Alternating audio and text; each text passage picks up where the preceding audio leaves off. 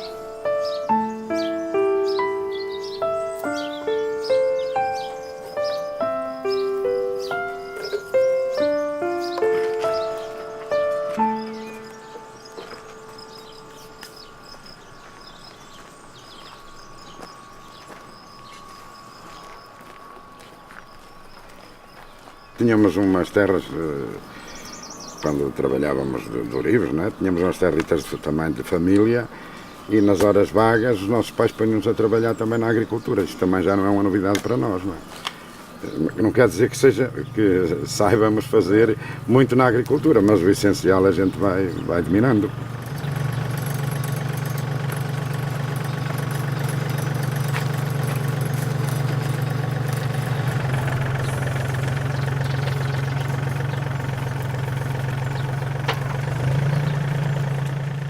A agricultura não compensou nem compensa. Experimentámos a vender para fora. Chegámos a ir a uma superfície aí, levámos, quando eles necessitavam, compravam, mas é para um preço que não tem cabimento, não é? E então a gente desistiu e passámos só a fazer para nós, não é?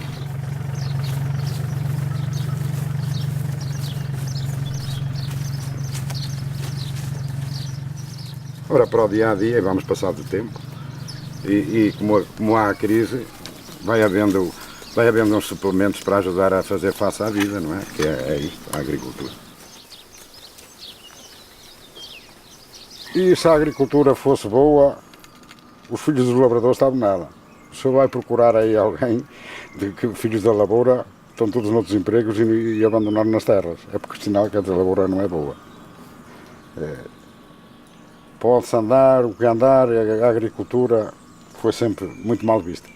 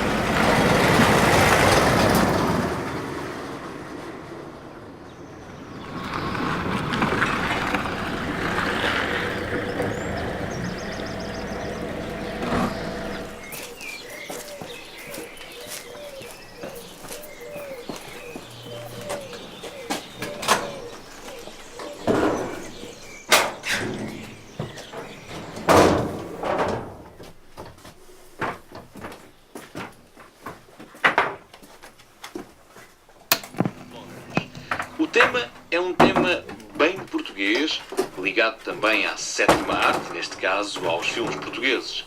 E a direção da orquestra é do saudoso maestro José Calvário.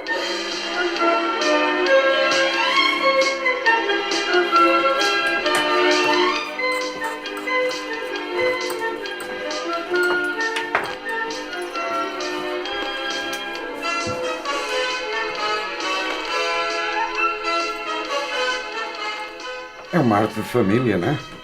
Vem já da quarta geração e quase forçados, não é? Não tivemos outra oportunidade. Os nossos pais eram ourives e quiseram também nos ensinar essa atividade. Eu ficava admirado com a minha mãe, e a minha mãe é que tinha um gosto muito grande na ourivesaria. Para nós, ela foi que nos obrigou mesmo. O meu irmão, muitas das vezes, ele dizia que o sonho dele era ser mecânico. E a minha mãe dizia, não, é isto que eu vos vou ensinar, depois quando tu vieres da tropa, tu depois tomas o rumo que queres. Ora, eu por acaso, não gosto muito de ser Ourives. Deve ser por ela ser madrasta, que nos tem dado porrada, que nos tem derriado bem, não é? Mas que me dá gozo fazer certas coisas, a mim e a ele, que eu digo, falo por mim, mas falo um pouco por ele, porque eu e ele somos uma pessoa só na arte de Ourives, na arte de ourivesaria, né? Cada um completa o artista, né? Ele faz umas coisas, eu faço outras e a obra aparece.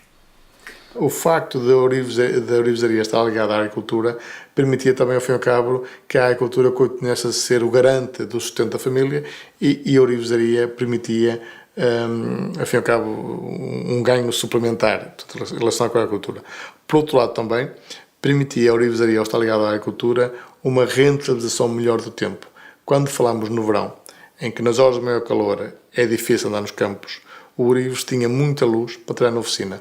E, portanto, podia trabalhar abrigado do calor do sol no verão e de inverno, nos dias de chuva, podia, através das candeias a petróleo, etc., também trabalhar abrigado, porque permitia esta gestão melhor do tempo e rentabilizava, ao fim e ao cabo, também o tempo com a agricultura.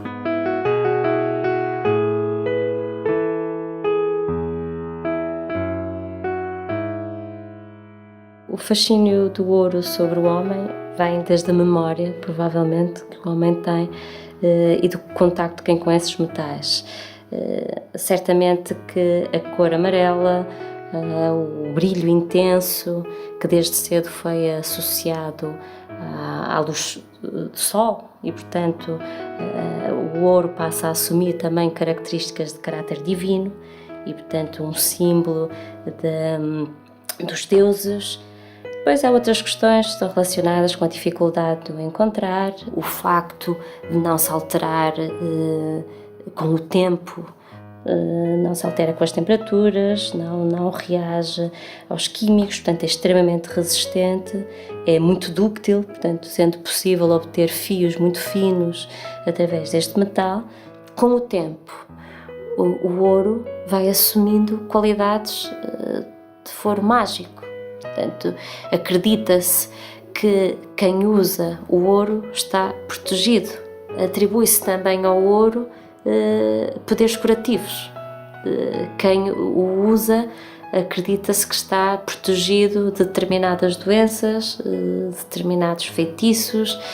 O ouro protege do mau olhado, do quebranto, do mau vizinho, e portanto há uma série de razões e de crenças que estão associados a este metal. E diziam que na primeira água que se botava dentro uma fieira de ouro, que é para gostar do ouro, e para lavar a primeira água que se lavava ao bebê. E depois acabava de se lavar e botava-se água na lareira para elas serem cozinheiras, se fosse menina. Se fosse menino, botava-se dinheiro. Eu ainda me lembro que botei 10 escudos naquele tempo, era muito dinheiro. E botei uma fieira também. E ele até, para o meu filho, e a água pela porta fora, que era para ele ir ganhar dinheiro. E foi. Eu já quando tinha 11 anos, já foi ganhar.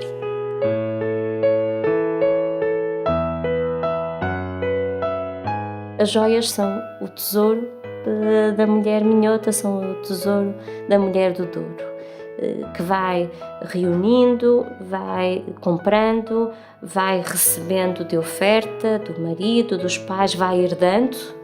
É frequente vermos na documentação, nos livros de dote, por exemplo, a preocupação das mães em especificarem que deixam joias à filha mais velha ou às filhas, mas com a indicação de que essas joias serão recebidas depois da morte da mãe, embora a jovem as possa usar, a mãe possa emprestar durante a sua vida para determinadas ocasiões. Antigamente as pessoas que procuravam o ouro eram pessoas mais ligadas à lavoura do que propriamente as pessoas finas, que se consideram finas, não é?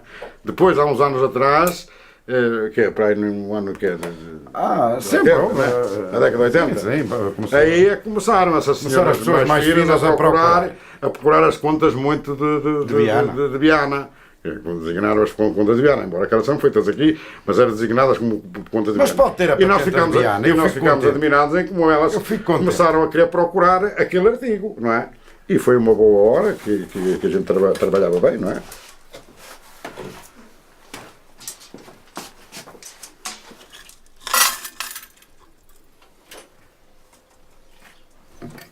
Para fazer um claro quantas torcidas ou quantas torcidas, pega-se no ouro ou prata, neste caso era ouro, levamos lá a balança, pesamos, fazemos a conta quanto há de levar de liga, no final está pesado, matemático ali muito certinho. Vimos com ele para a forja fazer a fundição.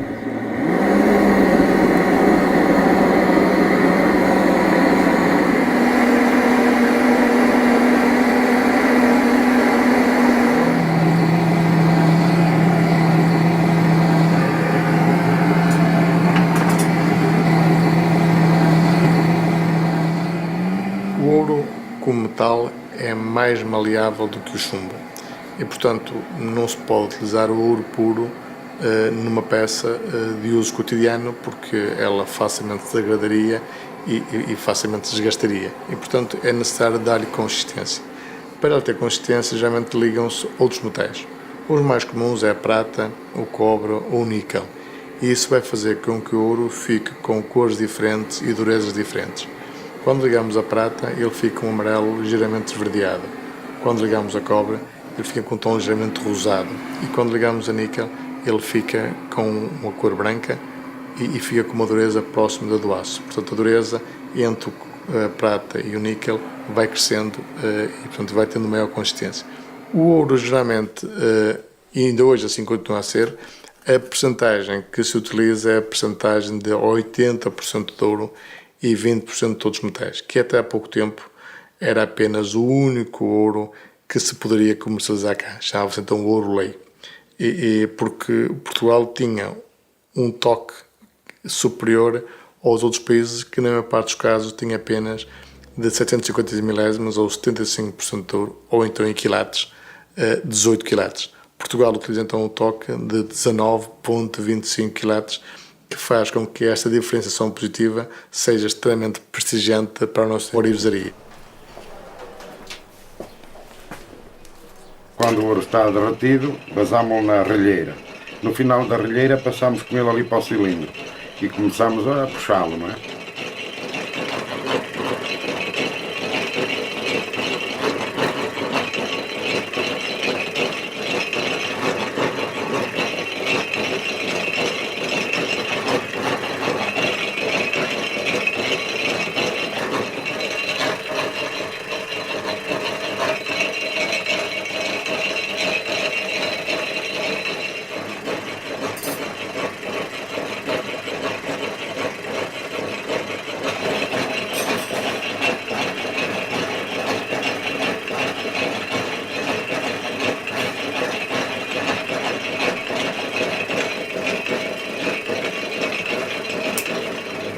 Quando ele já estiver mais ou menos, temos aí o micro, quando estiver na grossura medimos, está na grossura que a gente tem a ideia qual vai ser a grossura, procedemos aqui ao cortar dos cascos, que é com cortadores. Cortamos ali em cima daquele cepo de oliveira.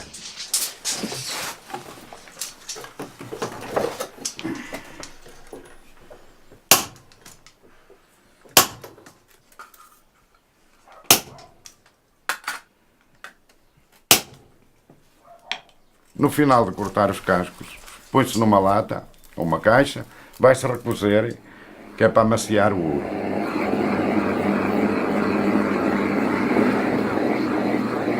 A minha mãe era uma autodidata, aprendeu quase por ela própria, muita coisa, inclusive a arte de ourivesaria.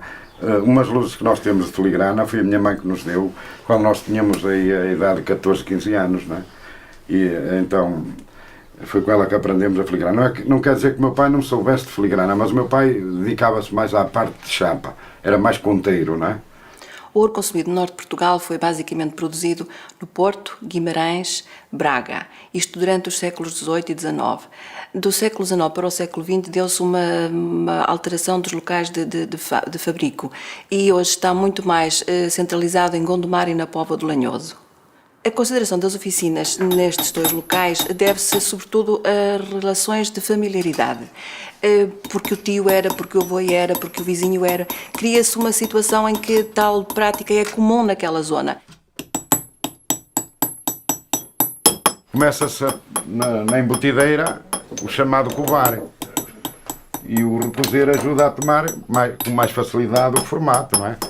De maneira que vai-se covando, depois passamos ao processo dentro de covar, mas já tem outro nome, que é embutir, já começa a levar mais passadelas, ou seja, buguear com o embutidor para a conta não ficar com encorricas. No caso das contas torcidas, temos o ferro perto de nós, começa-se a ver quando o próprio ferro toma conta do casco que está embutido. Quando toma conta do casco, segura o casco, a operação está feita, o embutir está pronto.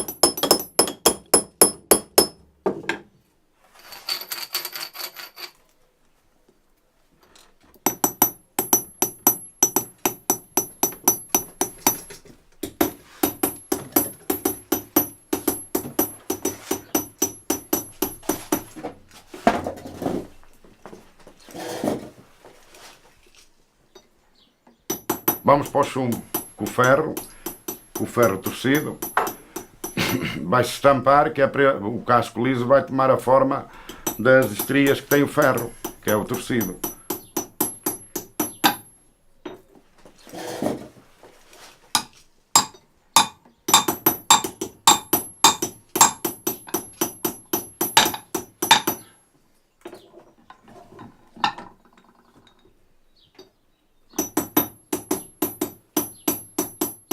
Vimos com ele aqui para a banca, com o mesmo ferro que os estampou, vamos com uma espátula a reconhecer as roscas, não é? Avivar as roscas para ficar, as roscas ou estrias, para ficar certinhas com a parte que estava menos reconhecida, para ficar com a mesma textura do casco.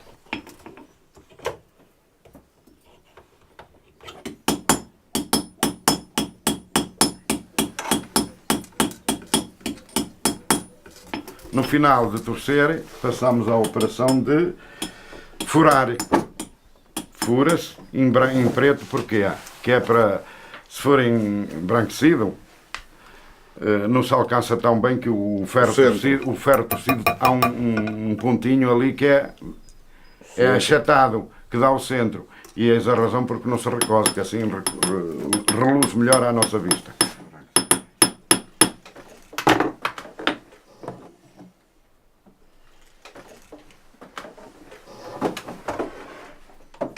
No final de furar, branquece para tirar as gorduras do azeite e do chumbo.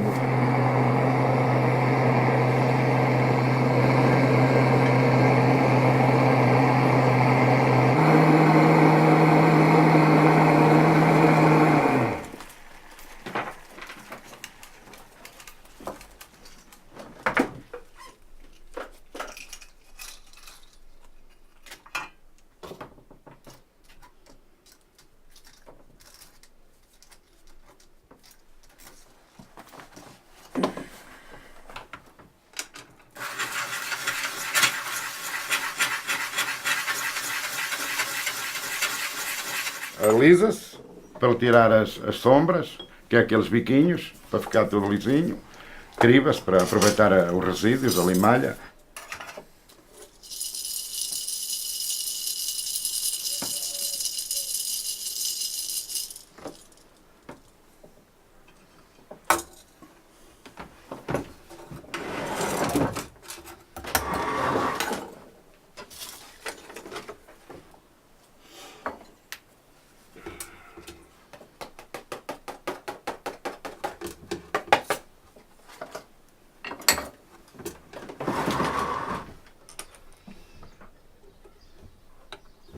Põe-se os bocais e depois acasala-se a conta. Os dois cascos formam uma, que é a dita conta torcida.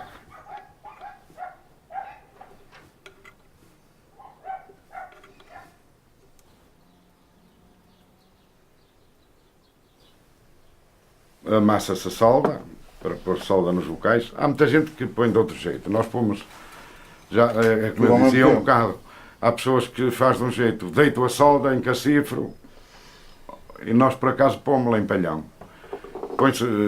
Põe-se então a solda-se, a conta está pronta.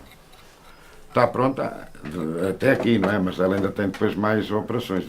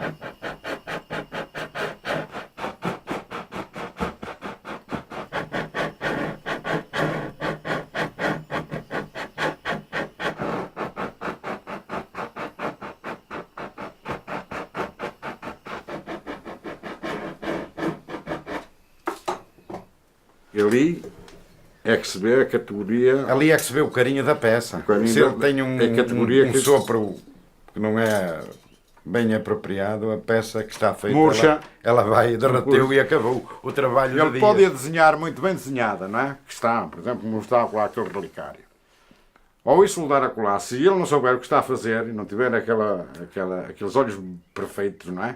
Olhos e o queixo a trabalhar muito bem para soprar, ele come a filigrana. Come ela fica logo com defeito. E a nossa arte tem muitos pergaminhos. O deitar a solda também é outra coisa para sair uma peça perfeita. Tem de se deitar a solda, que havia na gíria de cozinheiro, não é? Quanto basta, se deitar muita solda, estragou o cozinhado todo, estragou a peça. Ao soldar, a solda não vai para lado nenhum, vai labrar por toda a filigrana, vai ficar outro nome meio esquisito, vai ficar toda borrada, que se chama na nossa língua de Orives. Branquece de novo, no final da conta estar feita, soldada, branquece e depois vai-se limar, a reavivar de novo as roscas, não é? Para dar o formato do torcido, para ficar tudo certinho.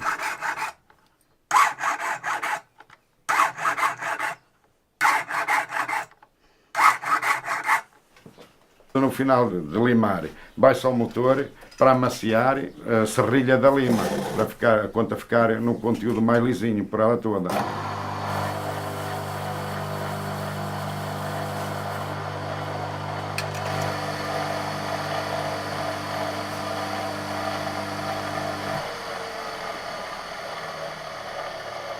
No final de estar polida, recosemos e faço o banho que é o corar, que leva espírito de sal marinho, sal e salitre.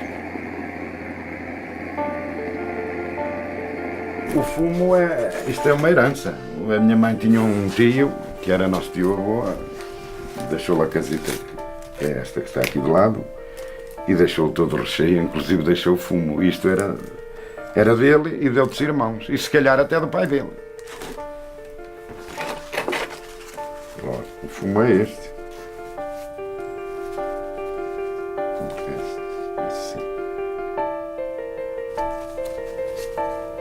Até tenho aqui uma data que é de 1909.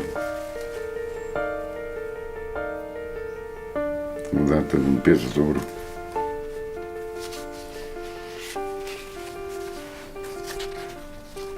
Isto são argolas, o fumo das argolas de filigrana. Isto são brincos de fuso. Continua a ser brincos de fuso. Argolas de filigrana. Nas oficinas era muito comum haver uma forma de registro daquilo que se fabricava. Isto tem a ver com o facto de os ourives, apesar de trabalharem com metal nobre, eles, na parte dos casos, não tinham dinheiro suficiente para poderem ficar com amostras em ouro daquilo que faziam. A solução que eles tinham era ou tinham uma réplica em prata, e isso por vezes também acontecia, ou então arranjavam uma forma de registar a peça. Como a fotocopiadora não estava inventada, a fotografia não tinha escala e também não era muito acessível a um ourives, aquilo que ele tinha à mão era uma candeia a petróleo e um pedaço de papel. Então o que é que fazia? Defumava na candeia a petróleo a peça e decalcava num livro de papel, por vezes até simples, e registava o formato da peça. Isso permitia-lhe mais tarde replicar a peça, sabendo o tamanho das bitolas, que também registava junto à peça, e muitas vezes também o valor do feitio que levava para quando replicasse a peça poder levar o mesmo valor pela peça e não se enganar. Portanto, isso era uma forma de registro que praticamente todas as oficinas tinham.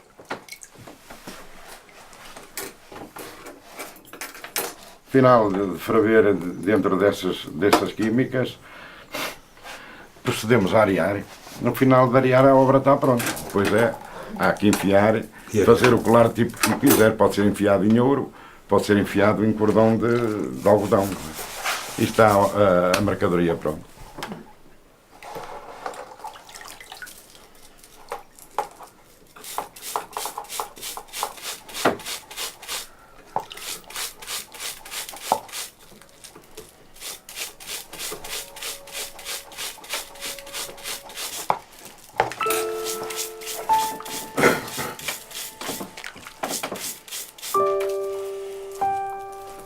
Dá cá o fio.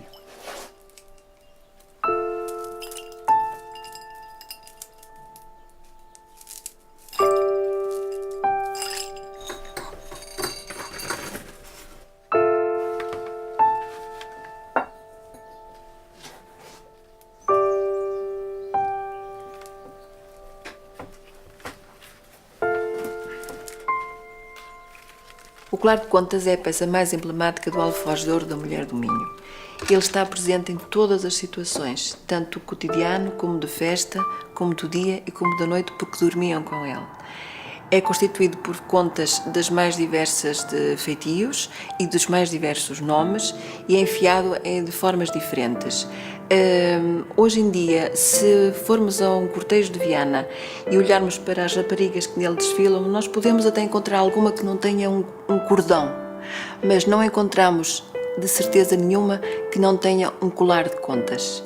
Lembro-me, por exemplo, que quando fiz o estudo de testamentos de mulheres de Viana do fim do século XIX e inícios do século XX, algumas não tinham um cordão e por isso ele não era mencionado no testamento, mas todas tinham um colar de contas e havia várias mesmo que teriam 6 e 7 peças. As pessoas começavam por comprar as contas, as bolinhas, para fazer o tal fio de contas, uma a uma ou duas a duas, conforme a pessoa pudesse. Ia juntando dinheiro, comprava, por exemplo, duas. Depois juntava mais, tornava a fazer assim. E começava com o fio de contas. Então depois ia ao outro ouro. Eu tinha na família a minha avó que nunca tirava, nem para dar banho, tirava sequer as contas do pescoço. Aquelas contas eram dela. Até quando ela morreu, as contas estavam todas amassadinhas, de velhinhas que elas eram. Acontece que elas eram enfiadas de maneira diferente agora, com fio de tecido à mão, com um pompom multicolor, muitas vezes, e com um nó de correr, para que, quando fosse trabalhar, chegar um bocadinho mais ao pescoço para não estorvar com os utensílios agrícolas, ou então, quando fosse dormir, os afastar. Na verdade, porém, é que brincos e colares de contas a mulher minhota jamais tirava do seu corpo.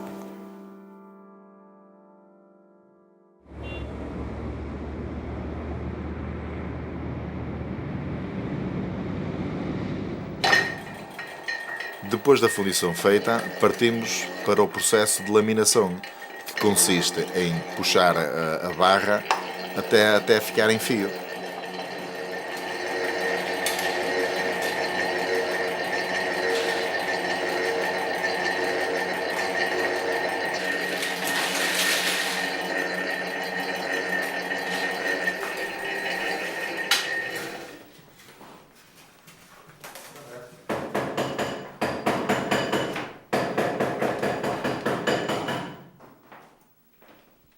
Depois de saída da tábua da cera ao fio, é feita uma ponta para se poder meter na fieira e continuá-lo a puxá-lo cada vez mais fino.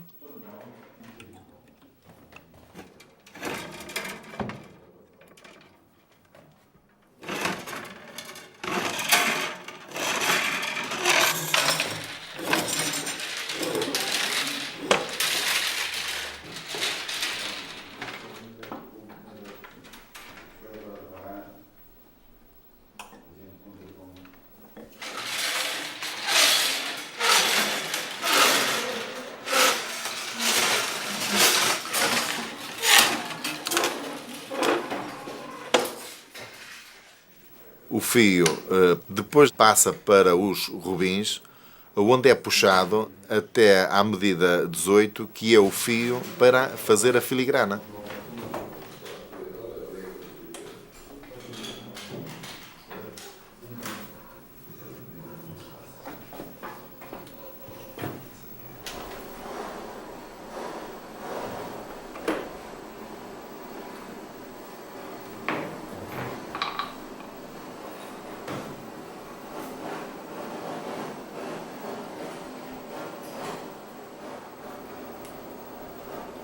O fio é puxado num carrinho de puxar fio manual e de seguida é tirado para uma bucha, ficando numa madeixa.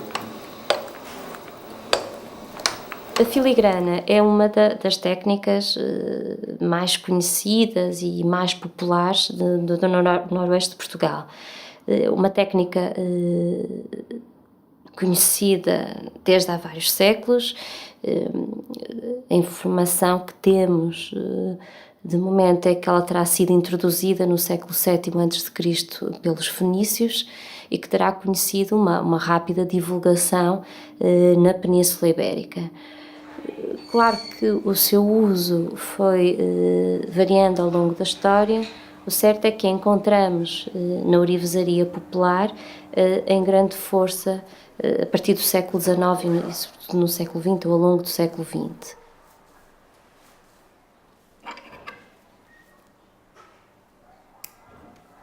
Depois de sair o fio das madeixas, partimos para o processo da filigrana. Consiste em torcer 2 fios na medida 18 com a ajuda de umas tábuas.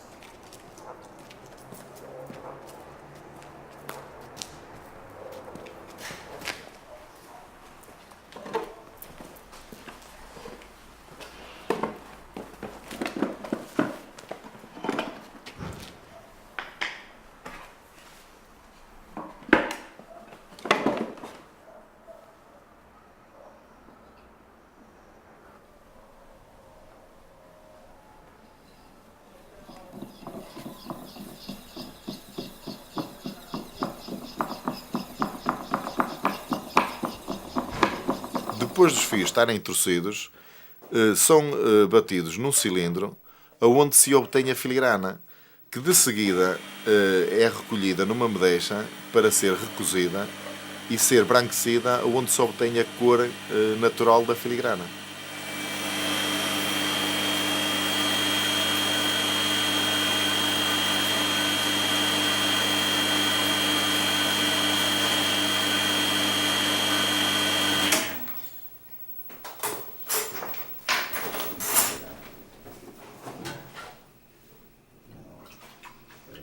Aqui na Póvoa de Lanhoso, tanto em Travassos como em Sobral da Goma, a atividade de orivesaria é essencialmente feita por homens.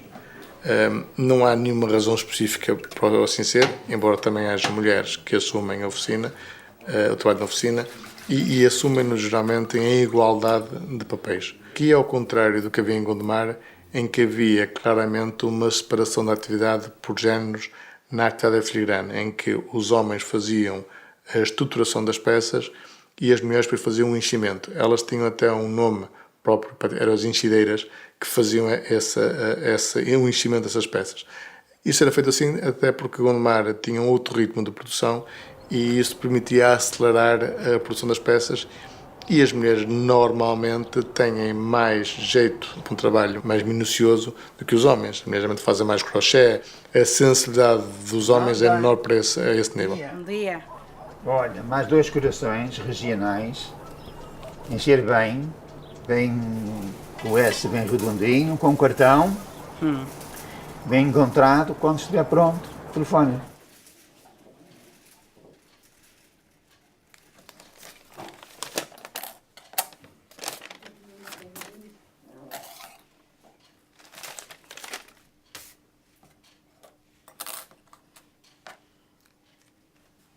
Esta arte da filigrana aprendi com a minha mãe. Tinha eu 10 anos, quando chegava da escola, ela mandava fazer os S, que era para aprender, mas é um trabalho que é difícil de aprender, porque encaixar os S ainda tem que se ligar. E depois a meter para a peça, a encostar, tudo é um bocado difícil de aprender, mas com o tempo aprende-se. A minha mãe trabalhava muitas vezes de noite. Quando os patrões queriam as obras, ela trabalhava muitas vezes de noite para conseguir fazer o trabalho. De dia tinha a vida da casa também para fazer. Era costume, todas as raparigas aprendiam com as mães esta arte, porque também não havia outra. Havia muita gente a trabalhar, agora não.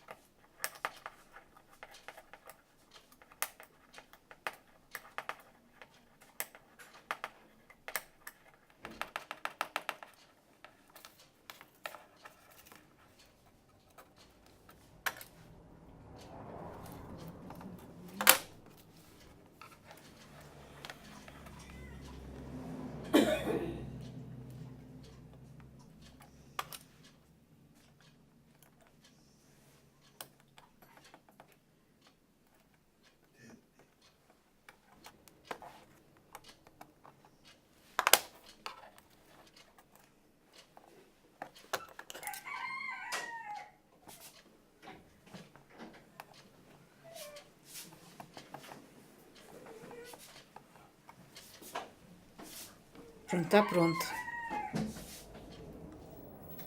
Depois da peça vir da feitora, é colocada dentro de um prato com água para tirar a gordura dos dedos da feitora e para a solda lhe poder pegar. De seguida é posta em cima de uma tábua de madeira para ser regada com solda através de uma borrachinha, que depois é soldada com um maçarico.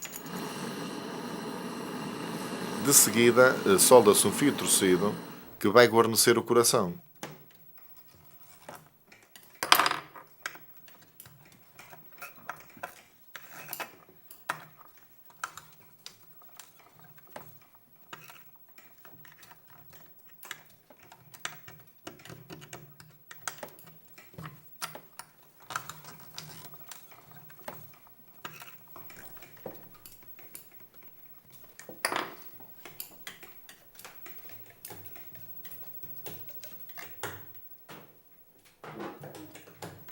Depois do coração estar embutido, começa-se a montagem do coração, começando-se pelo trevo, que é soldado no bico do coração.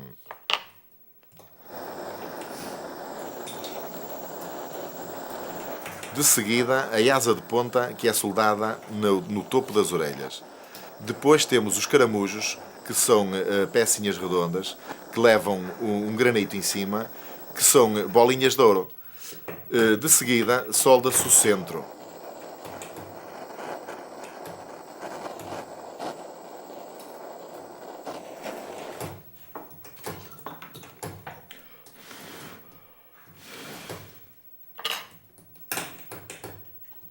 E para terminar a peça é colocada uma contraasa que tem o nome de periquito. O periquito serve para o coração ser suspenso num fio em ouro.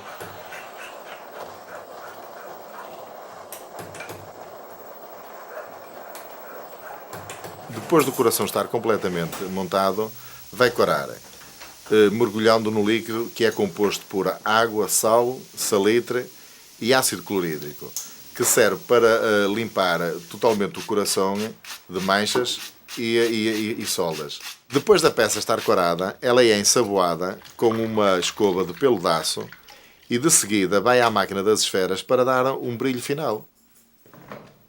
O coração fica com uma cor amarela, tipo gema de ovo.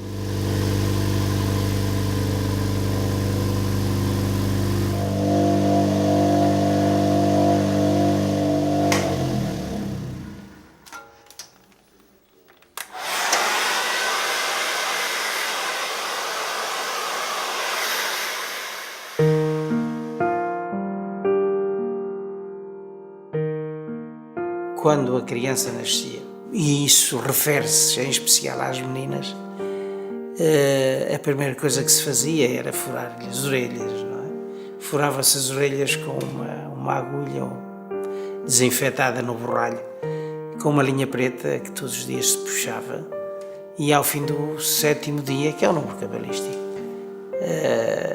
punham-se-lhe os primeiros brinquinhos. Os primeiros brinquinhos eram os ais. Ais pelo choro que a criança dava ao colocar-lhe os brincos. Quando me pediam para furar as orelhas à menina, eu furava-las. A mãezinha pegava nelas e eu trazia uma agulha enfiada numa linha, molhada em azeite para correr bem, e pegava nas orelhas e furava-las. Se a menina chorava, isso era com a mãe. Eu não me importava nada. Era furar e andar. Primeiro furávamos as orelhas com uma agulha. Era engraçado aquilo. E gostava-me aquilo, porque às vezes as crianças, a gente tínhamos que massajar primeiro a orelhita e tal, bebés, né? Tínhamos que massajar a orelha e tal, então, até que a orelhita ficasse um bocadinho dormente, e depois com a agulha enfiada numa linha e furávamos, e depois corria a linha. As crianças choravam ali, depois, claro. Corria a linha e tal, dávamos um nozinho e ali ficava a linha agarrada 1 mês, ou 2 meses, ou 3 meses, andavam as crianças com as linhasitas ali de coisa, até que aquilo cicatrizava. Por vezes agarrava um pus, infecção e tal, mas elas lá lhe punham leite. Punham-lhe leite, aquilo era sagrado, pá. Aquelas infecções que os bebés apanhavam e tal, elas punham, as mulherzinhas punham uma pinguinha de leite lá da mama delas e tal, e aquilo começava a correr e tal, e era assim que elas cicatrizavam.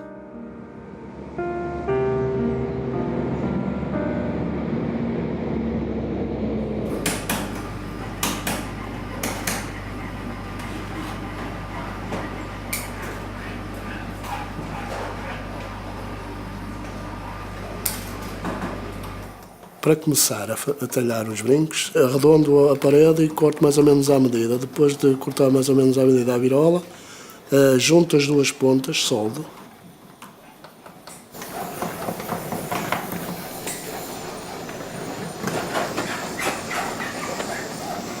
Depois de soldar a virola, recuso-as, depois de estar recozidas meto na drasta para pôr mesmo na medida certa do brinco.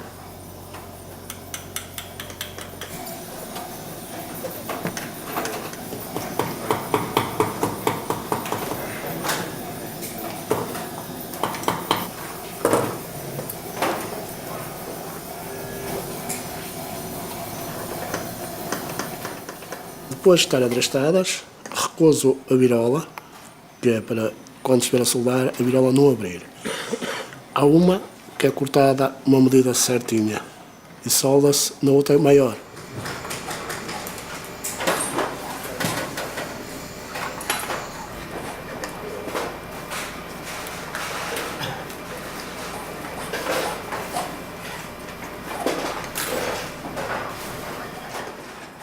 Depois das virolas grandes estarem soldadas, vou talhar o resto das peças para montar o brinco. Nesse caso, pego num bocadinho de ferro, se chama bitola ou ferro, pego num bocado de parede batida e enleio a parede nesse ferro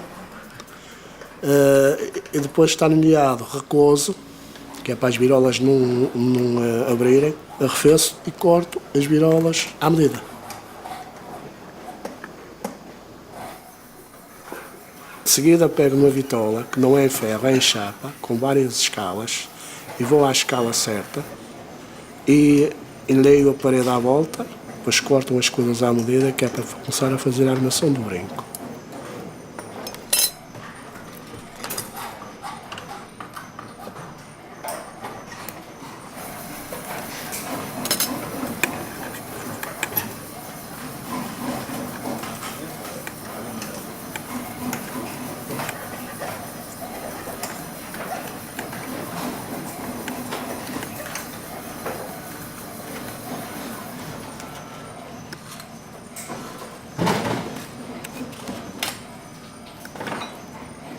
Depois da peça com a força pronta, vamos à peça grande. Vou unir umas virolas mais pequenas, vou cortá-las e depois de estar cortadas, pego na pinça, desempeno, arredondo-as bem arredondadinhas e depois de estar direitinhas, soldo 3 a 3. Depois de estar soldadas 3 a 3, vai-se pegar nessas virolas e vai-se juntar à argola maior. A peça vai para a enxadeira. Da enxadeira vai encher com a filigrana em cartão. O cartão é feito num ferro. Num ferro onde é aberto e tem uma argola para apertar. E depois começa a enrolar a filigrana, a fazer ao tamanho que quer, que é para depois encaixar na peça. E este é que se chama o cartão, enrolado.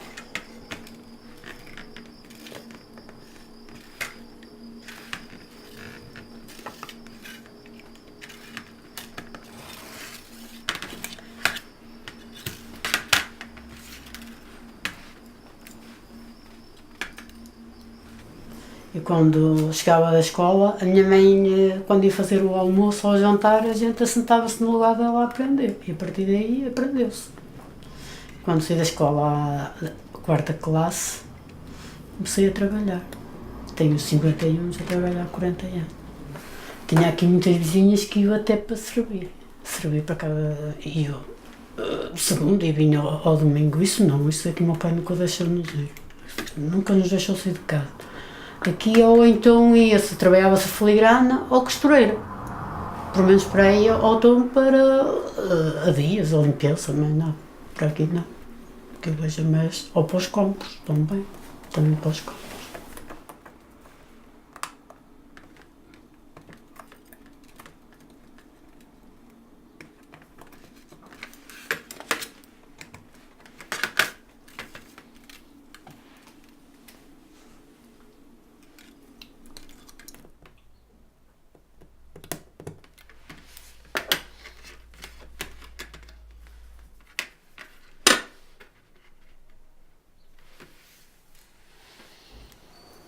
Depois da peça regressar da enxadeira, mete-se em água, pega-se na borrachinha da solda e na pinça, pega-se na peça, bota-se solda. Pega-se no maçarico e solda-se a peça toda.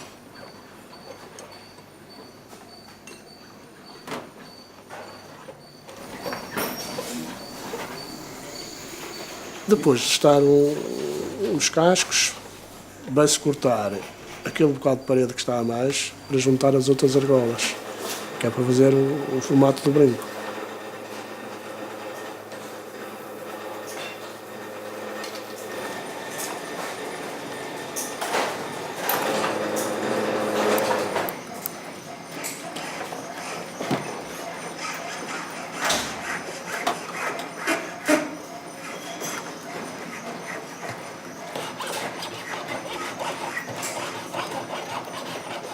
Portanto, depois da armação estar toda pronta e cortar aquilo com o fio, solda-se a charneira. Depois apertada numa bitola batida também.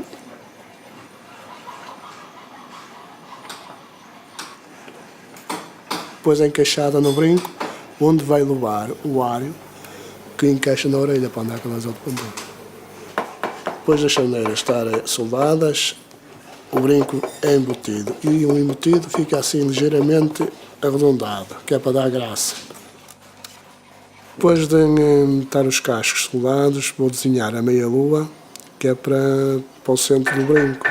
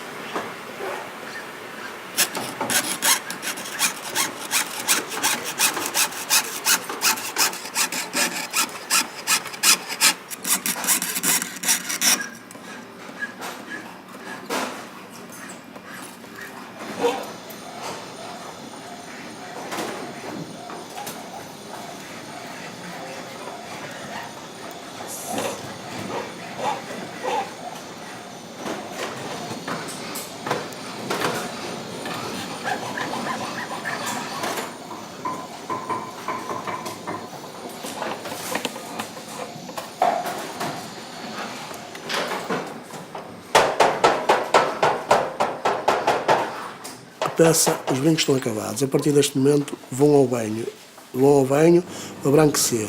Depois de estar amarelo vem para o polidor, para ele polir os cascos, as chapas, tudo. Depois, a ponta final, vem ao banho de courar, onde dá a cor própria ao brinco. Depois de courado, vão ser escovados numa escova de metal onde dá o brilho próprio. E acaba. Depois aí é só secar e fica o brinco pronto.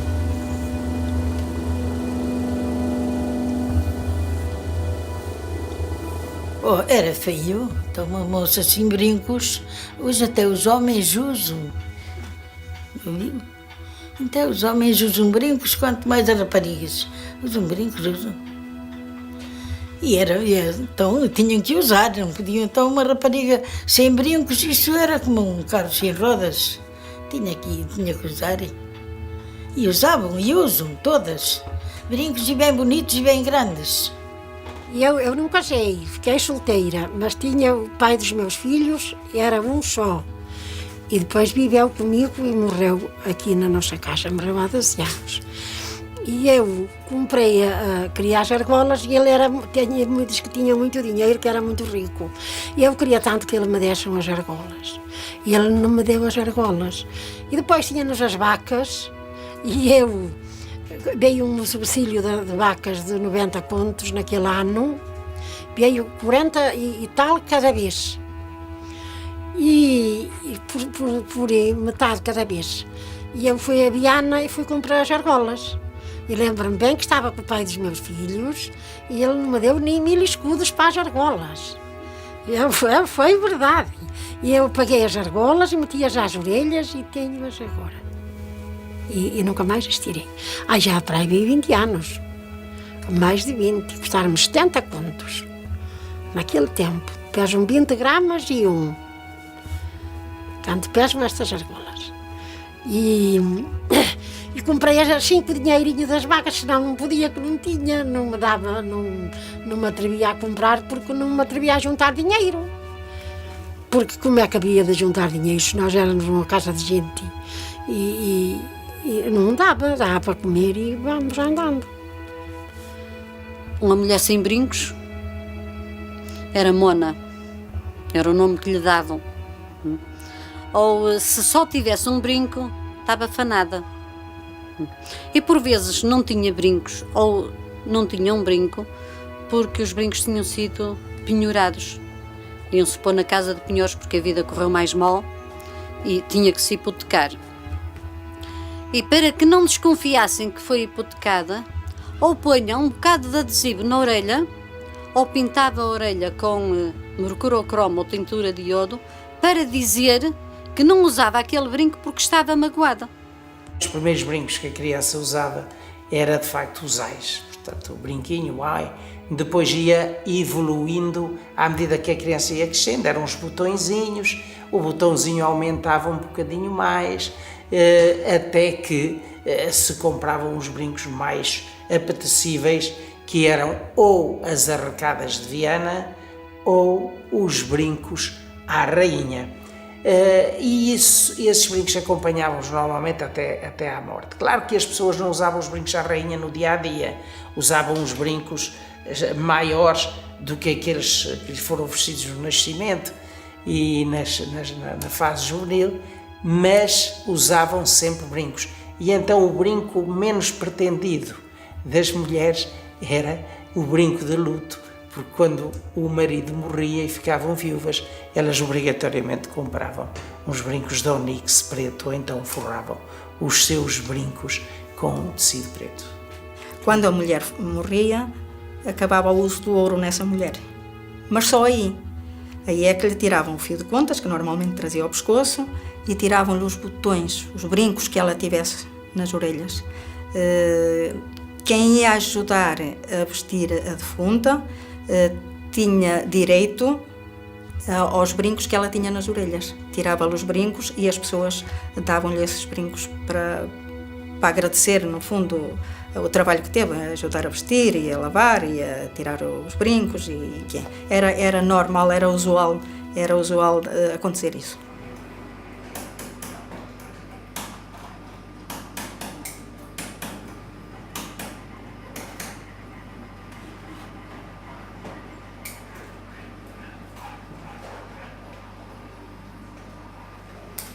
Pronto, nós então vamos começar a executar uma peça que é um coração barroco, estampado ainda à mão, e como se utilizava mais ou menos há 200 anos. Ele é estampado num chumbo, os moldes são feitos de bronze e estampa-se da forma tradicional, que é com um martelo.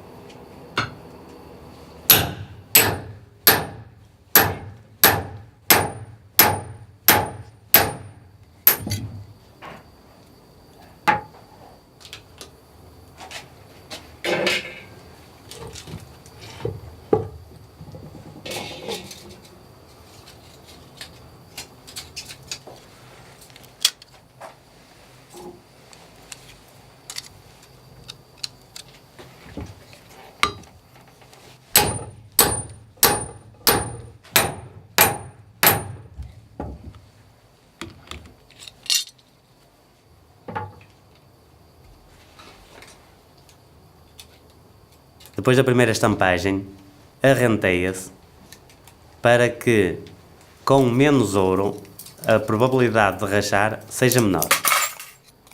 Depois do chumbo, é novamente recozido para que volte novamente a ficar mais mole. Depois de cada estampagem, o ouro endurece. Como tal, é preciso sempre recozer.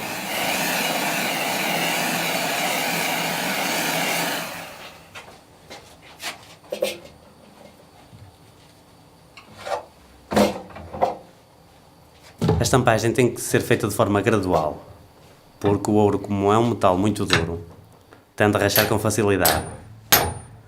Vai daí termos que fazer várias vezes a operação de recozer, estampar um pouco mais, recozer novamente e voltar a estampar. Nós teremos que repetir a operação de recozer e estampar as vezes que forem necessárias para que se consiga atingir o objetivo, que é nunca rachar a peça.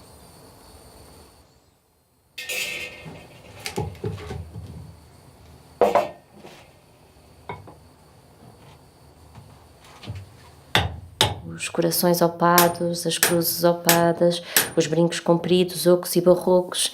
A designação advém do facto de se terem tornado muito populares a partir do século XVIII e, portanto, e depois muito também no século XIX. Que vantagem é que a técnica da estampagem traz para a ourivesaria?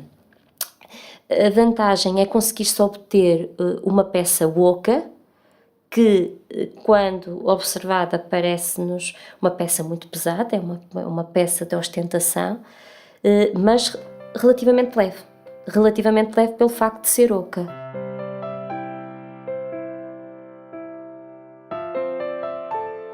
Tivemos um cliente que nos veio avisar que havia uma coleção fabulosa de moldes daquela obra barroca, de há 200 anos atrás e tal, e o senhor estava na disposição de vender aquilo a um sucateiro. Eram cerca de 1400 moldes que estão aí, e foi realmente uma aquisição fantástica que nós fizemos.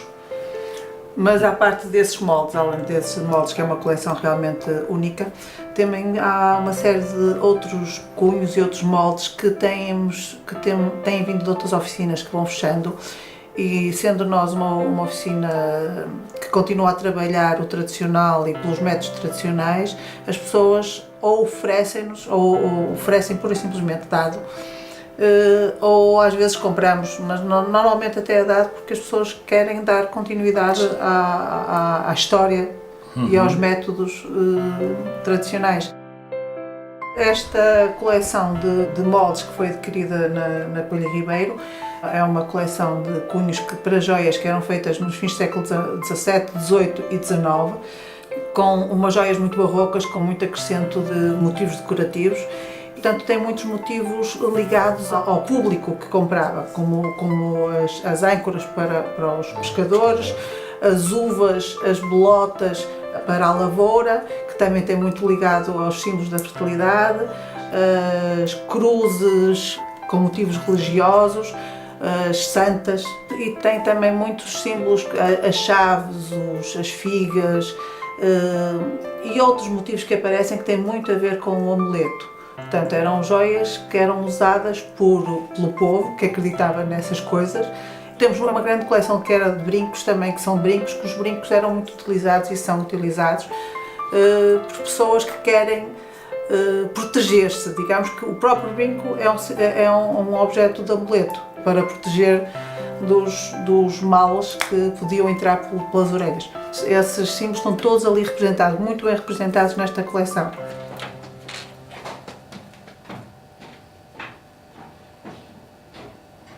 Depois das peças bem lavadas, elas são secas e começamos o trabalho da banca. Começamos por arrenteá-las com um serrote, de forma a nunca danificar o molde.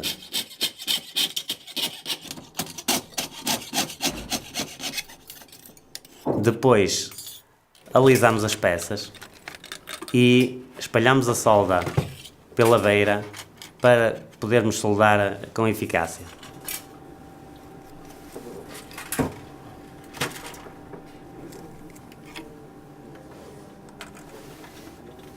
Depois da solda espalhada, unimos as peças usando um fio de ferro para que o ouro não se agarre ao fio.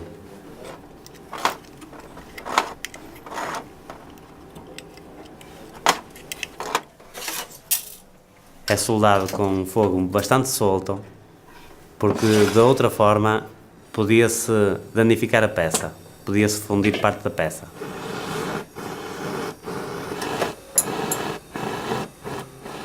Depois do coração lustrado, colocamos patine sobre o coração, de forma aos fundos ficarem pretos.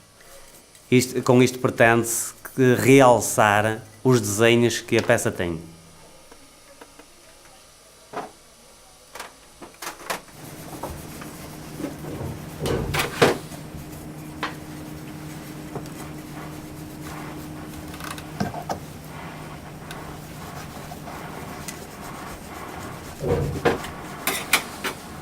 Eu acho que a nossa arte, a arte da orivesaria, que havia de ficar sempre em família, infelizmente, ou felizmente, talvez, que os nossos rapazes também nunca tiveram tendências que nós nunca os trouxemos. Não trouxemos já porque isto ia pela água abaixo.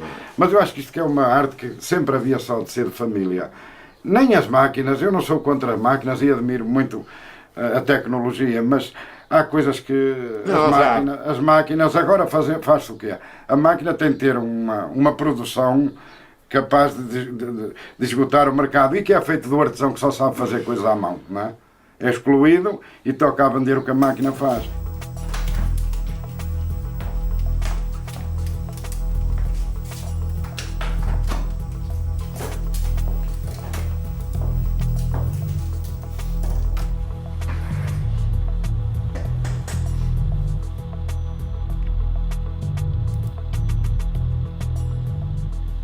Estou aqui a desenhar um laço. Essa peça vai levar uma estrutura, uma armação que vai ser cortada aqui no laser. Iremos também cortar aqui uns acessórios para a montagem do laço. Depois de seguida a peça irá passar para a zona de montagem, onde irá ser enchida com filigrana, introdução de filigrana. Irá levar o acabamento de polimento, soldas.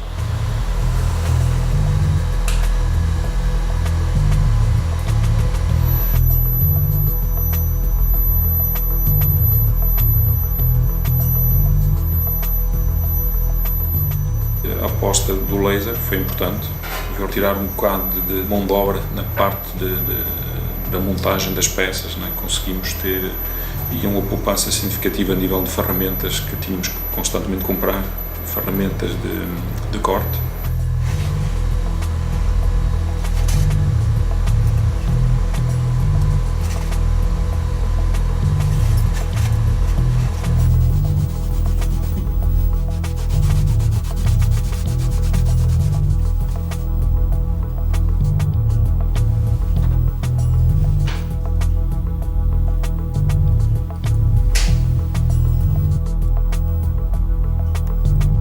Trabalhar de uma forma artesanal já faz parte um bocado do passado, não é possível hoje em dia. E isso obriga as empresas a formação, estudos de mercado e está sempre na vanguarda a nível de tecnologia, desde máquinas LEDs, desde as máquinas de prototipagem, desde utilizadas para a microfusão. Quem apostar nas tecnologias tem sempre a vantagem de estar à frente da concorrência e tirar partido disso, não é?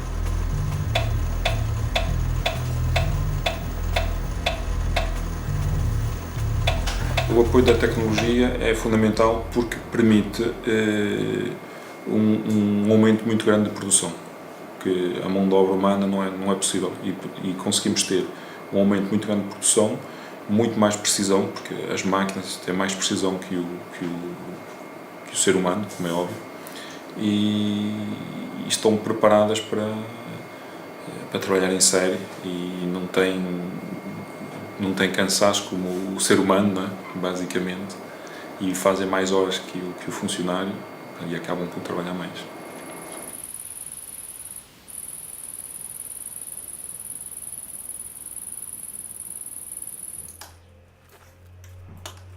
A parte principal do relicário consiste em começar a passar o relicário numa forma. Cortamos a armação à medida, passamos na forma, soldamos, leva a parte da soldadura.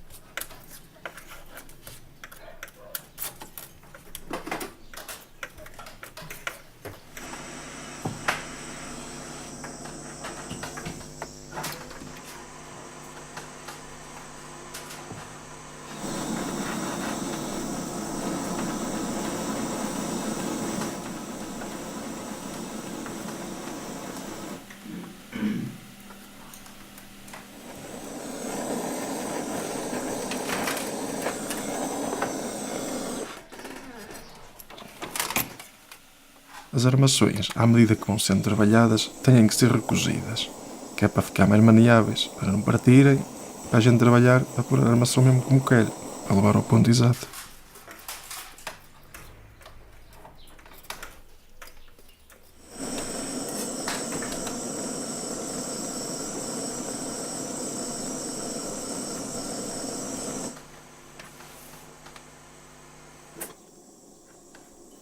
O extremo é feito numa bitola.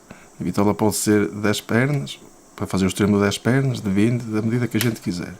O extremo é para dar origem à flor.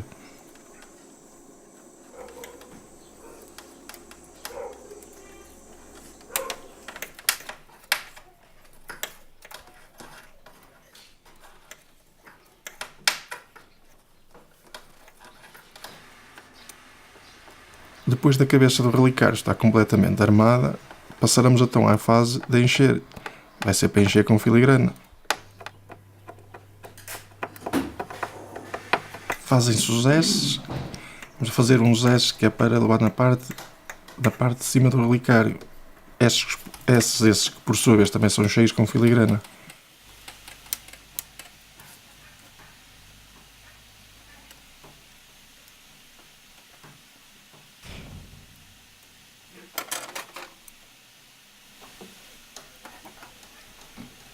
Depois da cabeça estar cheia então com filigrana, vai ser botada à solda, com o cacífero.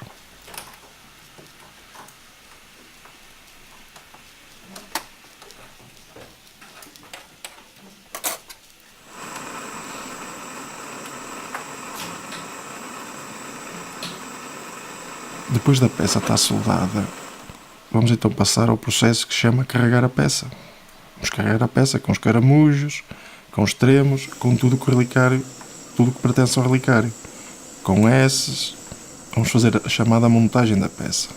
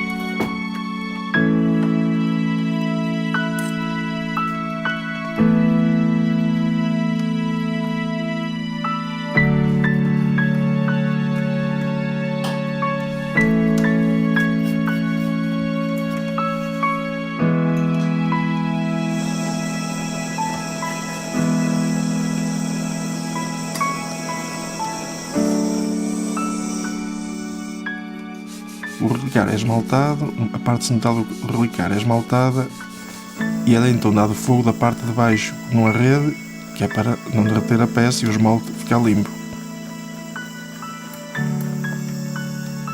Quando as peças do relicário estão prontas, o relicário é então corado. Depois de corado então o relicário, é posto numa máquina, é chamada máquina de arear, metemos o relicário dentro de uma bacia e então aí lhe vai ser devolvida a cor normal. O relicário vai ficar brilhante e completamente limpo.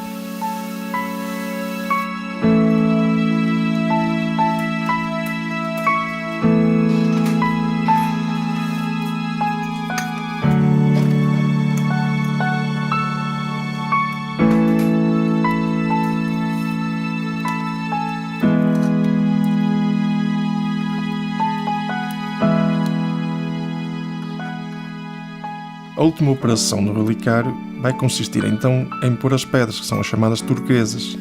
A partir daqui temos o relicário completamente pronto.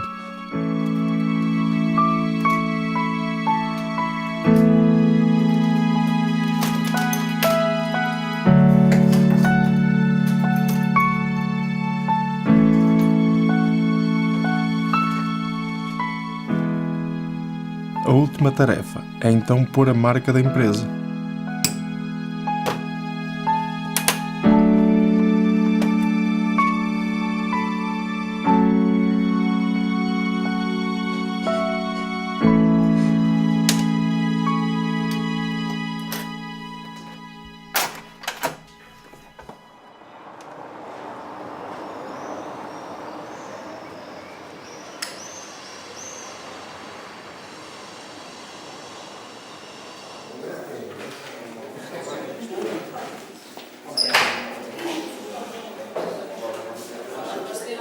Então o que é que traz? Relicário. Em ouro? Em ouro, 800. As peças normalmente entram aqui nas nossas recepções, em Lisboa, Porto, Gondomar, vão ao laboratório para análise e só marcamos depois de termos garantia da qualidade, do toque, do tipo de metal que nos é presente. As marcas oficiais são as marcas da Contrastaria, de Lisboa, Porto, Gondomar, e são marcas que representam animais, representam hoje em dia existem as marcas que estão em vigor, são o veado, a cabeça d'águia e a andorinha. São marcas nossas, que dá credibilidade e certifica o produto. Encontramos-nos no laboratório da Contrastaria do Porto, onde fazemos o controle de metais preciosos. As peças, quando cá entram, são sujeitas a uma inspeção prévia, onde fazemos a detecção de metais pobres, que não são autorizados, assim como a detecção de soldaduras também não autorizadas. Após essa inspeção prévia, faz-se a detecção do teor de ouro que existe por ensaio visual, por comparação com pontas padrão, que são pontas aferidas para a detecção do metal.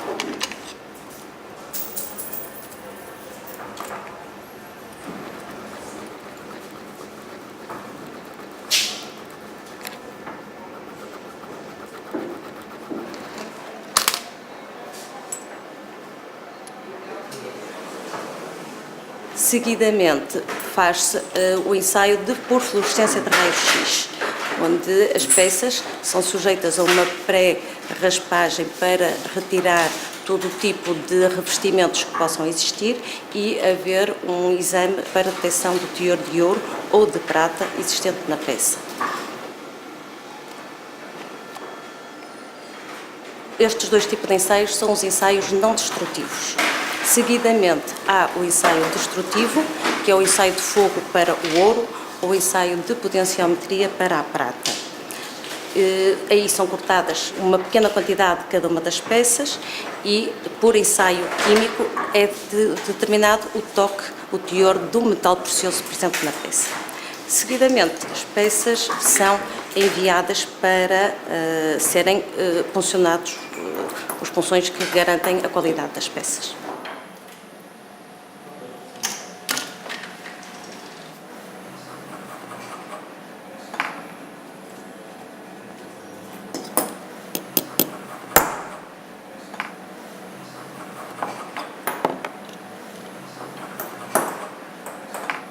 As formas de comercialização do ouro popular foram 3 ou 4, digamos. As principais, não diria as principais, as primeiras. As primeiras foram os ourives ambulantes e os ourives feirantes. E vamos estabelecer aqui uma diferença entre uns e outros. Ambos iriam depois de terra em terra, mas os ambulantes seriam mais aquele que vai de porta em porta e que depois, por exemplo, faz uma pequena venda no final de uma missa, numa pequena romaria, mas que tem os seus clientes fixos e que visita o país de porta em porta. Já os feirantes são ambulantes também, porque vão de terra em terra, mas estabelecem-se nas feiras. Eles não vendem a clientes particulares, mas vendem em feiras. Relativamente a estes vendedores, eu gostaria de frisar que há 2 núcleos muito importantes no país. O primeiro se partiu da zona de Guimarães, isto ainda durante o século XVIII. Depois, mais tarde, já no século XX, Cantanhede estabelece como uma grande terra de ourives ambulantes e outra diferença muito interessante é a forma como eles se deslocavam. Os ourives de Cantanhede deslocavam-se principalmente de bicicleta. Tinham uma pequena mala, uma mala verde, e por isso eram chamados os malas verdes, e com ela percorriam imensas distâncias, percorriam o país todo, fizeram muitas voltas. A volta era como se chamava, ao percurso que faziam.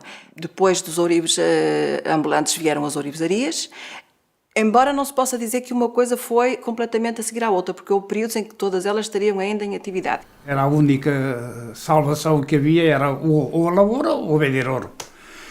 E de maneira que também fui um dos que fui na enxurrada, lá na altura, para Trás-os-Montes. Através dos anos e da prática e do conhecimento, ultimamente nós tínhamos já a clientela certa. Lá diziam, olha, tal tempo, venha à minha casa que eu quero comprar isto ou aquilo, não é? E então nós já íamos de casa em casa, já não era assim, à volta, como a gente estava à volta, pela população, e a pregoar, como no Alentejo pregoava qualquer coisa, nós também pregoávamos o ouro. Quem quer comprar ouro ou vender, não é? Em voz alta. Era assim a nossa vida, os ourives. E nós primeiro dávamos uma volta, mais ou menos, a pé, então, com a bicicleta e tal, e perguntávamos, então, minha senhora, hoje quer que me vai comprar? Compra-me uns brinquinhos, compra-me um anel, e tal, olha, senhora, e tal. Outras vezes havia uns meses mais impróprios para fazer as compras, em que havia pouco dinheiro, era o mês de maio. Chegávamos lá, eu até gostava muito pouco de sair no mês de maio, porque a gente ia a passar e tal, encontrávamos aquela balda, aquelas mulheres e tal. Então, minha senhora, hoje o que é que me vai comprar? Compra-me um anelzinho, compra-me uns brincos e tal. A minha senhora, é maio, estamos em maio, estamos no mês da fome e tal, agora não há nada para ninguém, então. Estamos em maio, não se compra nada em maio e tal. Todas as feiras, os artigos eram diferentes. Embora a gente levasse sempre para as feiras mais ou menos o mesmo artigo, mas não se vendiam em todas elas os mesmos artigos. Os artigos eram diferentes. Por exemplo, nós fôssemos para a feira de Chaves, tínhamos que levar aquelas argolas chatas, batidas, como nós lhe chamávamos, porque todas as que levássemos eram lá vendidas. Na feira de Vila Real já se vendiam assim outras coisas, uma corrente, um relógio. Na feira de Barcelos já eram aquelas argolas já ocas, volumosas, à carniceira, que eram mais daquela região, não é? Que cada feira tinha os seus artigos. Comíamos na própria barraca e à noite descíamos os taipais da barraca e o ourives ao lado pregava-nos. Nós ficávamos pregados lá dentro. Não podíamos sair, se nos desse qualquer coisa, tínhamos que pedir ao ourives do lado que nos viesse despregar. Eu lembro-me como era, que andava um senhor a vender ouro e quem queria comprava, ou muito ou pouco, conforme tivesse. Conforme tivesse, a gente ia ganhar dinheiro a covas para depois comprar uma pecinha de ouro ao senhor que aqui andava. Pois, com uma linha às costas, uma linha assim desta largura, uma linha verde E ele andava com aquilo às costas. Chegava a abrir e tinha as coisinhas metidas lá, tirava o que ele podia, o que tinha. E a gente empregava um bocadinho de dinheiro no ouro, porque nós também empregávamos o nosso dinheirinho no ouro. A minha mãe comprava uns livros que vinha por aí, comprava um bocadinho do dinheiro que tinha e empregava no bocadinho do ouro para nós, e nós ficámos com ele, ainda o temos. A minha falecida avó dizia assim: olha, minhas filhas, quando fores trabalhar e desganhar o vosso bocadinho, olha, roupinha é quanto rompas, mas ourinho é quanto possas. Compravam ouro porque diziam que tinham sempre dinheiro na casa. Se lhe fazia falta vender, vendiam, ou empenhar. Quando houve a imigração, houve muita gente que penhorou o ouro para arranjar dinheiro para os rapazes irem a salto para a França. E muitas vezes pegávamos numa peça de ouro, íamos ali à Caixa Geral de Depósitos, tinha lá uma secção onde a gente ia levar aquela peça e eles faziam o valor daquilo. Não nos davam o valor, davam-nos um X. E depois a gente, quando tivesse dinheiro, tínhamos que ir pagando os juros. Quando tivéssemos dinheirinho para ir buscar, a gente ia buscar novamente, mas acontecia que muitas vezes a gente não pagava os juros e ficávamos sem as coisas. O usual era o fio de contas e os brincos. Maiores, mais pequenos, o dia-a-dia era isso. Nos domingos havia que pôr mais ouro. Claro que as meninas enfeitavam-se mais. No dia de ir à vila também punham mais ouro, não é? No dias de festa, pronto, era festa, vestiam-se com a roupa melhor que tinham e o ouro todo que havia em casa. Quanto mais enfeitada, mais ouro, mais rica, talvez até mais pretendentes, sei lá. Aí havia-se a possibilidade de cada um. As mulheres dos pescadores eram muito vaidosas. Muito vaidosas mesmo. Caprichavam, aquelas que podiam, porque aquelas que tinham os maridos que só andavam com o bracinho ao mar, não podiam tão bem como podiam aquelas que os maridos andavam nos barcos de bacalhau, que iam por aí fora, aqueles cheios de meses. Quando os maridos vinham, elas recebiam aquele bocadinho de dinheiro bastante naquele tempo, que antigamente dava para muito, agora não dá para nada. E elas caprichavam em comprar esses ouros. Portanto, eram as custódias, eram os retratos dos maridos, eram os brincos à rainha, eram os brincos de rei, que eram uns brinquinhos de outro feitio compridinhos, chamávamos nós os brincos de rei, eram as laças, era assim um certo número, era os corações, era as argolas, que chamávamos nós as cestinhas, que pronto, era próprio do ouro tradicional de Viana do Castelo, e éramos muito vaidosas nisso. Eu era vaidosa, só que não podia. Quando a moça ia casar, que noivava, botavam os banhos, não é? O noivo ia com a noiva a um ourivos, Ponta de Lima ou Viana. E aí também via-se a possibilidade económica do noivo. Ourava mais ou menos a sua noiva.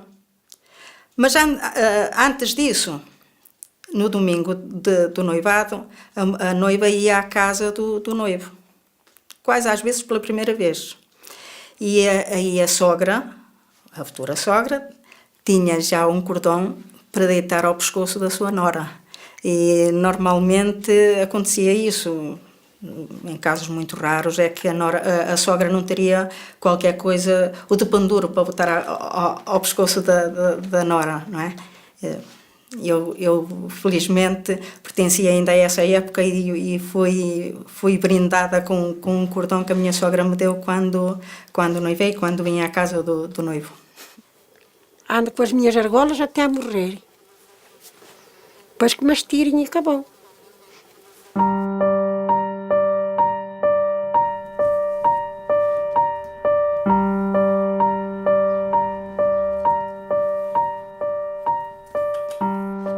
Neste momento é ainda impossível dizer com toda a certeza quando apareceu o peitilho.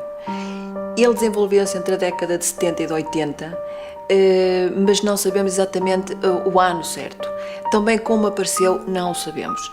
Há quem diga que ele apareceu dentro dos ranchos folclóricos, porque quando dançavam, os cordões batiam na cara do companheiro, na cara dos outros, estragavam-se, e então o peitilho ajudava a mantê-los estáveis. É uma teoria. Há quem diga que foi em Santa Marta de Portozelo, há quem diga que foi noutras freguesias de Viana. A verdade é que não se sabe. O que se sabe é que pelos anos 80 ele era já muito usado em Santa Marta e depois em Vila Franca de Lima, que são ainda as freguesias que mais ouro usam e que mais o utilizam como suporte à ornamentação. O peitilho tem os seus detratores, tem os seus seguidores, porque, por exemplo, é muito prático. Quando há dois desfiles e entre um desfile e outro se quer tirar o traje, tira-se o peitilho, põe-se ao lado, volta-se a colocar, sem ser necessário estar novamente a colocar todo o ouro. É prático. E o que é importante não é o peitilho em si, é a harmonia que ele trouxe na ornamentação de ouro, que passou para as outras lavradeiras que não o usam. Porque se nós virmos fotografias anteriores aos anos 70 e fotografias posteriores ao uso do peitilho, nós veremos que o ouro está muitíssimo mais apelativo, está muitíssimo organizado, é muito mais estético e as peças brilham muito mais. Uma das diferenças que podemos considerar entre o uso do ouro será Viana do Castelo e Vila do Conde. Enquanto que em Viana do Castelo os cordões e os fios se põem mais na parte superior do peito, caindo ligeiramente abaixo da cinta, em Vila do Conde é completamente o contrário. Os cordões são postos a todo o comprimento e ornamentam a parte frontal da mordoma desde o peito até aos joelhos. Uma outra coisa que se fazia também nesta localidade era bordar o traje com cordões de ouro. Bordava-se literalmente ondas, o nome da freguesia, feitios, tanto nas saias como nas mangas, coisa que nunca existiu em Viana do Castelo. Em Viana o ouro ficou sempre concentrado no peito. Em Vila do Conde não, ele vinha pelas mangas, vinha pela barra da saia, era realmente um bordar o traje.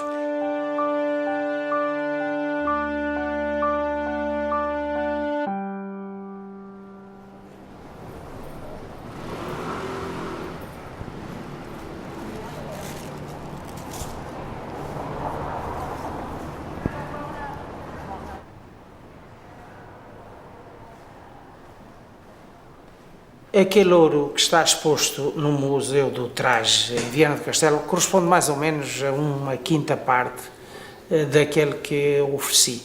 Os outros 4/5 estão guardados naturalmente no cofre-forte de um banco. Claro que as peças dão uma pequena ideia do ouro tradicional português desta zona. O primeiro quadro é constituído pelos brinquinhos das crianças, os ais, os botõezinhos pequenos, e da evolução em dimensão que os brincos iam tendo até à adolescência. No segundo quadro predominam os brincos chamados parouros, os brincos de influência arte nova, bem bonitos, e que também são com as formas mais variadas, com pedras, muitas pedras, mas sempre pedras que o nosso povo denominava de fanfarronas, porque o nosso povo nunca gostou muito de pedras verdadeiras, porque desvalorizavam muito na venda do ourives.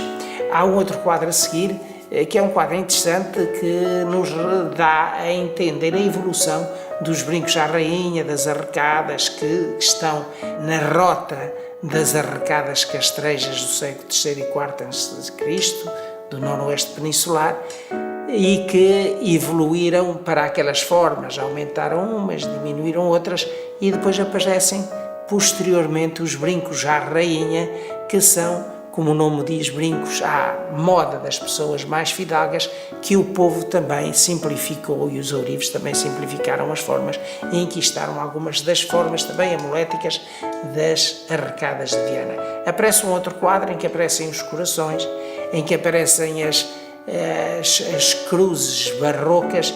Essas cruzes barrocas não são muito da tradição aqui do Alto Minho, são mais da tradição da zona do Douro. E a seguir aparecem as custódias, As custódias são feitas numa filigrana um bocadinho mais grosseira do que aquela que, eventualmente, muitas das oficinas, quer da Póvoa do Lanhoso, quer de Gondomar, poderiam fazer, precisamente para não sair tão caras ao bolso do comprador e que numa venda não desvalorizassem tanto. Depois aparecem os cordões, que quantos mais, melhor. E só ao fim do quarto ou quinto cordão é que os pais compravam à menina um trancelim, que é um cordão muito mais obrado e portanto com filigrana, e que mais desvalorizava também na hipotética venda. As contas, chamadas contas de Viana, são aquelas que se aproximam mais das contas etruscas. São redondas com ornamentos de filigrana. E normalmente a mãe, também com vontade de incutir à menina, enfim, hábitos de poupança, ia a Ourives comprar as suas contas, que ia acumulando até que tivesse o número suficiente para preencher pelo menos metade do pescoço. Culmina com um colar de gramalheira, que é o símbolo de ostentação e de potencial económico das pessoas das nossas aldeias. Normalmente as donas eram filhas dos lavradores mais ricos daquela zona, não é? E no fim aparecem também os homens, para não ficarem completamente à margem disto tudo, com as suas cebolas, os seus relógios bonitos de ouro, as suas correntes, com que iam demonstrar também a sua riqueza no adro da igreja, quando a missa acabava, para que as sogras, através do tamanho da sua barriga e da aurifulgência das peças exibidas, poderiam vislumbrar ali, de facto, um futuro bonito e desafogado para a sua querida menina. As peças que se utilizavam ou que se replicavam, podemos falar quase de réplicas, porque é disso que se trata, elas não têm uma origem definida no tempo, tem mais uma evolução. As peças vão sendo fabricadas e vão sendo copiadas e vão sendo acrescentadas e ligeiramente adulteradas, sem haver aquilo que podemos dizer alguém a quem pagar direitos de autor, porque não há um processo evolutivo. Hoje a noção que temos do design, dos direitos de autor, do designer que concebe as peças, não era uma ideia que estivesse patente aqui. O idealizar é muito bonito, mas não é para nós.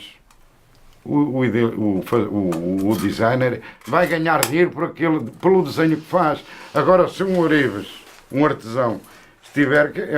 Quem tem cérebro pensa, e era capaz de... Quem sabe olhar para uma peça e executá-la também era capaz de sonhar, dar outro trato a outro tipo de peça. Mas a pessoa, enquanto está a desenhar, o tempo passa e o dinheiro não cai, não é? O artesão quer é ganhar o sustento, não é estar a fazer peças novas, não é? É bonito, mas para fazer coisas bonitas é preciso ter maneira de subsistência. E então o artesão, para subsistir, tem de se dedicar àquilo que dá dinheiro, não é?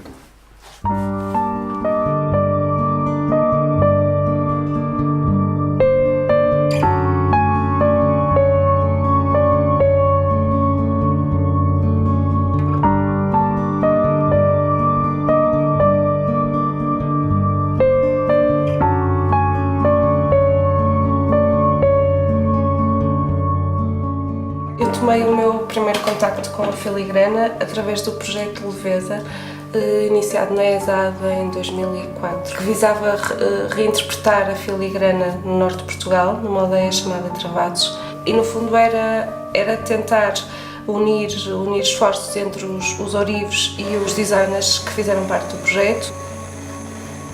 Quando iniciei o meu trabalho de pesquisa na oficina dos irmãos Rodrigues, visitei a primeira vez e percebi que era um espaço onde eu podia estar a pesquisar e a experimentar os meus projetos com uma técnica que se adequava completamente ao que eu queria, muito pormenorizada, e que podia estar à vontade com as pessoas com quem estava, porque eram pessoas que gostavam de novas experiências.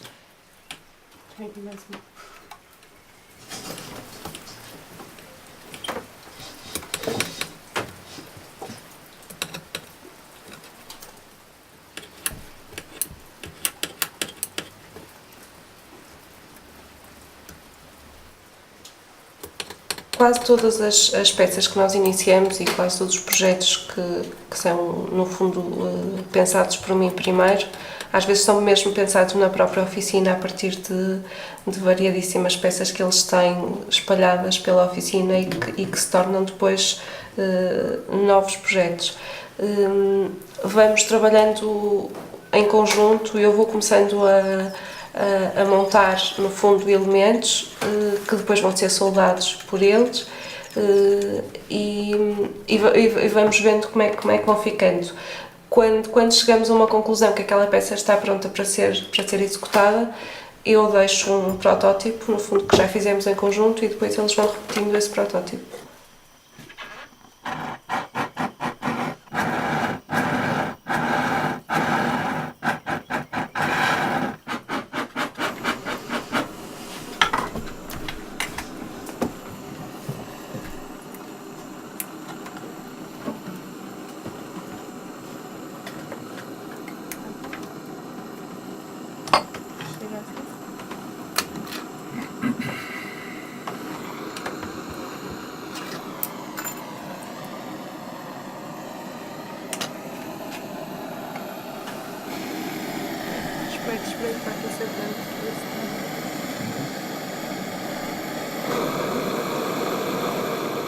Iniciei o trabalho só pelo fio da filigrana e pelo grão, que no fundo é a base da filigrana, que vem do latim filigrano, e desenvolvi um colar, que é o colar leveza, que é só com o fio e com o grão. No fundo era soltar a filigrana do rebuscado, que é o barroco da filigrana. Os irmãos Rodrigues tinham desenvolvido alguns relicários, réplicas de um relicário antigo do bisavô deles, e eu, no fundo, o meu trabalho até hoje, durante estes 7 anos, que já vão 7 anos, giram em volta de todos os pormenores desse relicário. O que eu fiz foi retirar cada um desses elementos que faz parte do relicário e isolá-los e agrupá-los numa forma de padrão, onde desenvolvemos várias peças, como é o caso da malha de filigrana, que nós lhe chamamos de malha de filigrana, que é, no fundo, é o terminal do relicário, construído em espiral, que depois foi desenvolvida em variadíssimas peças, como é o caso das alianças, das esferas, uma esfera completamente feita numa renda, numa malha. Outra das peças que construímos também foi o cheio de ramo, que é mais um termo da filigrana, que foi, no fundo, partir de um elemento mais característico, talvez, da filigrana tradicional, mas ampliá-lo a uma escala muito, muito grande, a uma escala de 5 milímetros para 5 centímetros.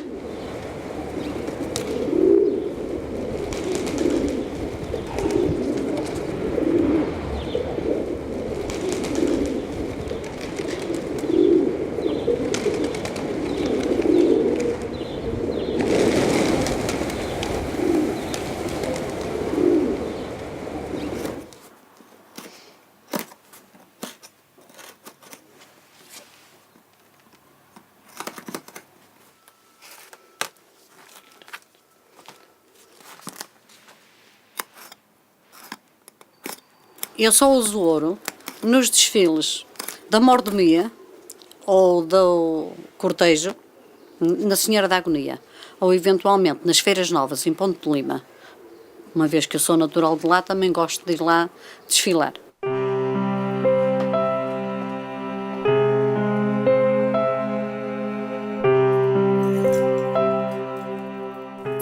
Eu tenho as fotografias antigas que comprovam que era assim que se usava, né? O ouro posto ao pescoço, pendurado, e nada de preso, cozido nos peitilhos para dizer que tem muito. Dobravam os cordões, dobravam todas as peças, os trancelins dobrados, era tudo, e eu não faço nada disso.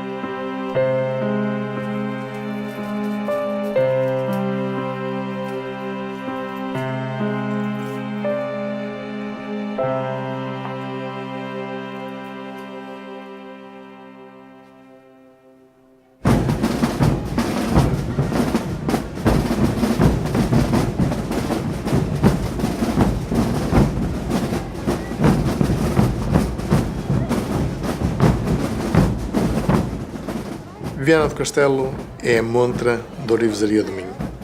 Viana do Castelo tem uma tradição forte da ourivesaria, associado ao traje vienense, e isto é bem patente quando vemos as festas populares.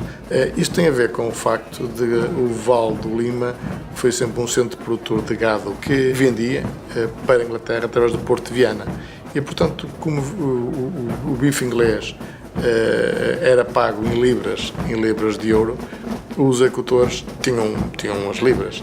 E a libra era uma moeda quase corrente, porque ela só valia o seu valor em ouro. Valia as 8 gramas, a meia libra 4 gramas, portanto, era um valor de referência. E como não tinha valor numismático, era utilizada como moeda corrente, praticamente.